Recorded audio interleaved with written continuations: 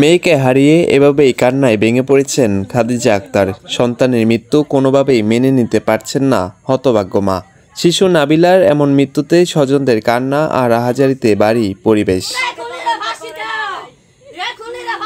গাজীপুরের দিরাশ্রমের পুরো এলাকা জুড়েই চলছে শোকের মাতম। 5 বছরের শিশু নাবিলার এমন মৃত্যুতে হতবাক এলাকাবাসী। গত 9 জুলাই বুধবার বিকালে পাশের বাড়িতে যাওয়ার কথা বলে বের হওয়ার পর থেকেই নিখোঁজ হন নাবা। এরপর থেকেই তাকে আর খুঁজে পাওয়া যাচ্ছিল না। গোটা এলাকায় তল্লাশির পাশাপাশি মাইকিংও করা হয়, তবু শিশুটির খোঁজ পাওয়া যায়নি।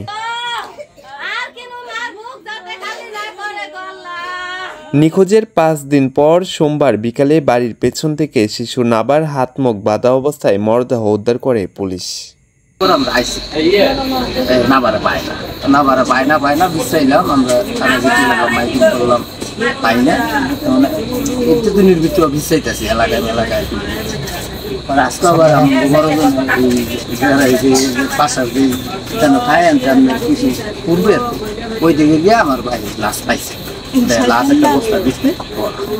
গাজীপুর সদর মেট্রো থানার ভারপ্রাপ্ত কর্মকর্তা ওসি মেহেদী হাসান জানান, প্রাথমিকভাবে এটি পরিকল্পিত হত্যাকাণ্ড মনে হচ্ছে। তদন্ত করে দোষীদের শনাক্ত ও গ্রেপ্তারের চেষ্টা চলছে। যেটা হাত বাঁধা, গলায় একটা গামছা না একটা উন্না টাইপের একটা দিয়ে লাগানো আটকানো আছে, ফাঁস দেওয়ার মতো আছে এবং হাত বাঁধা অবস্থায় আছে। তাই এতে একটা হত্যা বলে আমরা ধারণা করছি। তা আমরা এই যে তদন্ত নেমেছি, তদন্ত পর্যায়ে আছে।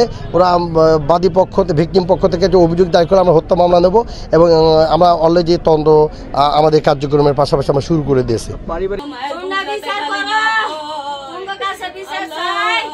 মাত্র 5 বছরের শিশু নাবিলা কানিচ নাবার এমন মর্মান্তিক মৃত্যুতে হতবাক এলাকাবাসী। দ্রুত এই হত্যাকাণ্ডের রহস্য উদ্ঘাটন করে দোষীদের আইনের আওতায় এনে বিচারের দাবি সকলের। জাকারিয়া শিকদার, মাতৃবাংলা নিউজ, গাজীপুর।